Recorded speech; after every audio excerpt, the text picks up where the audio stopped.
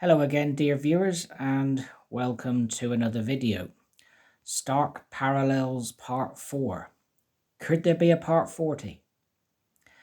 Just to add something else from Part 3, I touched on 1 John 4, 1.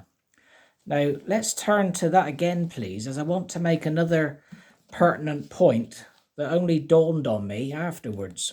So that's 1 John 4, verse 1.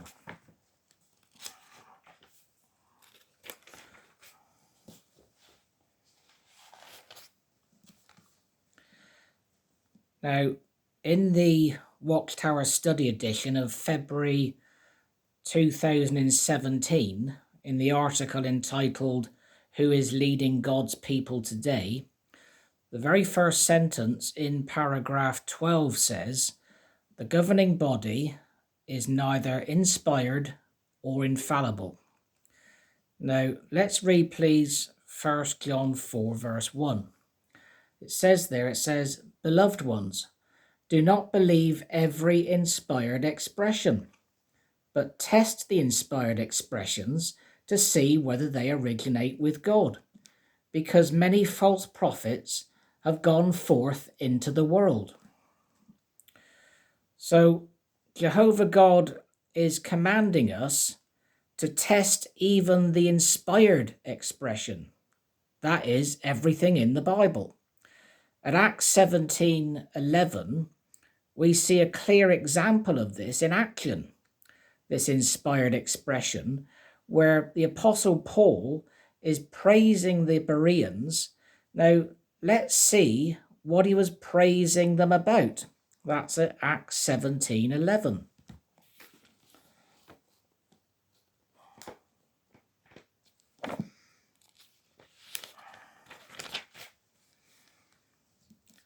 Reads there, it says, "Now the latter," that's the Bereans, "were more noble-minded than those in Thessalonica, for they received the word with the greatest eagerness of mind, carefully examining the scriptures daily as to whether these things were so."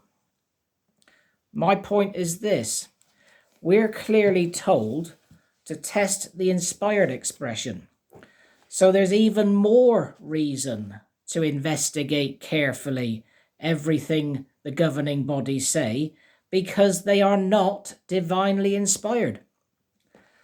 Are they happy if someone does explore, like the Apostle Paul was with the Bereans? Absolutely not. The governing body hate critical thinking. Anyone who does question has the figurative sword of Damocles hung over their head, being threatened with being disfellowshipped and shunned.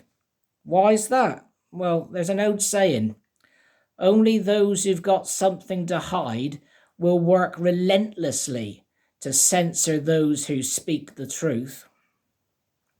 Those evil 8 men and their close helpers are terrified of being exposed for what they truly are: evil apostates and false prophets.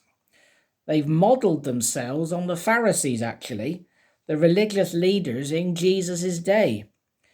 Those wicked Watchtower wizards of Warwick are, as Jesus described the Pharisees at Matthew 23, verses 27 and 28. That's Matthew 23,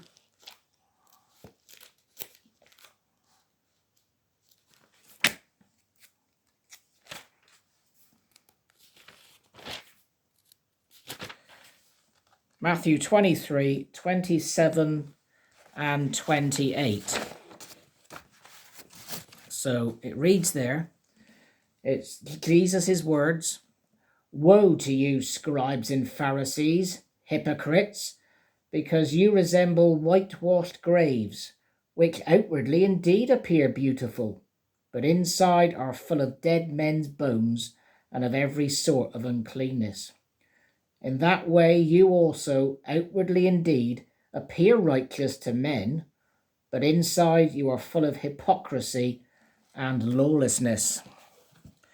I mentioned briefly about disfellowshipping and shunning. Jesus completely blows that out of the water because disfellowshipping and shunning is totally unscriptural. Now, please read the account about the prodigal son at Luke 15, verses 11 and 32. I hope to do a video about that sometime in the future. So, disfellowshipping is what the Pharisees practiced, who the Watchtower modelled themselves on. We see that at an interesting account after Jesus healed a man born blind at John 11, 18 to 23. Let's read that together, please. That's John 9, 18 to 23.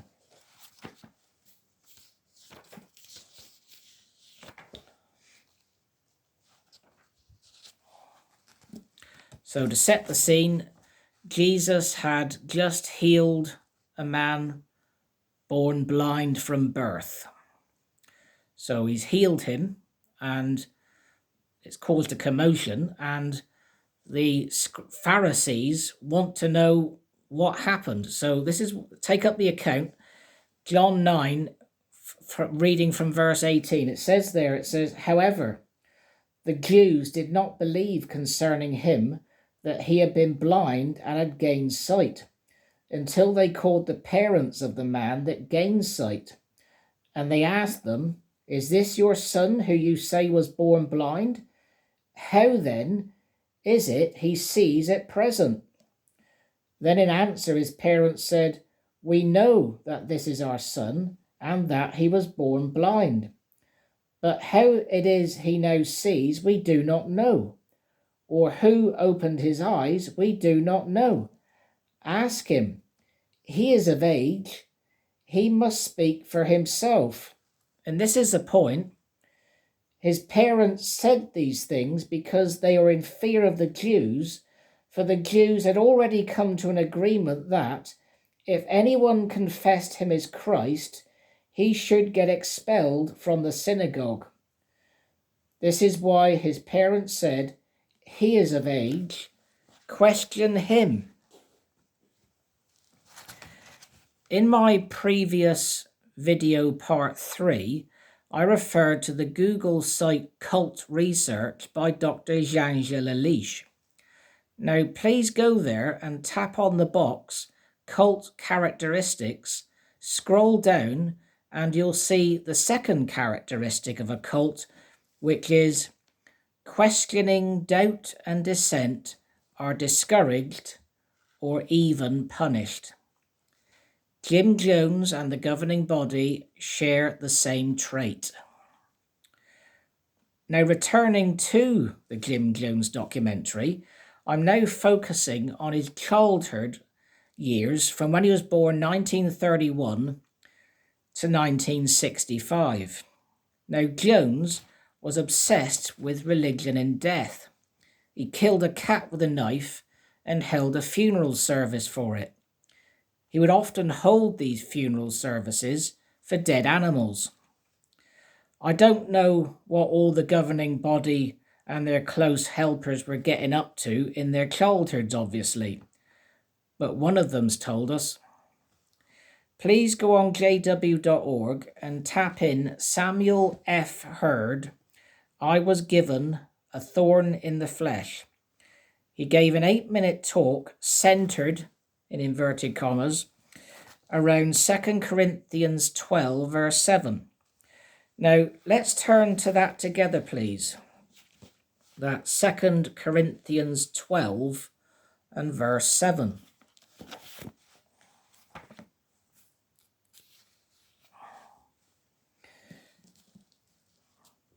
Now, if we cast our eyes at 2 Corinthians 11, 23 to 27, please read that carefully in your own time, we see many of the hardships that the Apostle Paul endured, such as imprisonments, many beatings, stoning, shipwrecks, spending a day and a night in the deep, in the open sea, dangers among false brothers, and other things. We now come to 2 Corinthians 12, and we see when we read together verses 7 to 10 something else that the Apostle Paul had to endure. Now, let's read that together, please. So, that's 2 Corinthians 12, verses 7 to 10. And it reads there, it says, just because of the excess of the revelations, therefore, that I might not feel overly exalted, there was given me a thorn in the flesh, an angel of Satan, to keep slapping me, that I might not be overly exalted. In this behalf I 3 times entreated the Lord that it might depart from me. And yet he really said to me, my undeserved kindness is sufficient for you, for my power is being made perfect in weakness. Most gladly, therefore, will I rather boast as respects my weaknesses, that the power of the Christ may like a tent remain over me. Therefore, I take pleasure in weaknesses, in insults, in cases of need, in persecutions, in difficulties for Christ. For when I am weak, then I am powerful. Verse 7 talks about a thorn in the flesh that Paul had to endure. Possibly an eyesight problem. Now imagine if he was short-sighted or had a cataract. There were no opticians or laser surgery in those days. Now, what springs to your mind from verse 7, where it says having a thorn in one's flesh? Isn't what springs to your mind if you get a splinter in your thumb from chopping or sawing wood, or a thorn in your finger from picking blackberries, for example, and it embeds itself deep inside your flesh? I found that 8-minute talk by Samuel Hurd of the governing body very disturbing. Please watch it for yourselves and draw your own conclusions. For starters, children were watching that.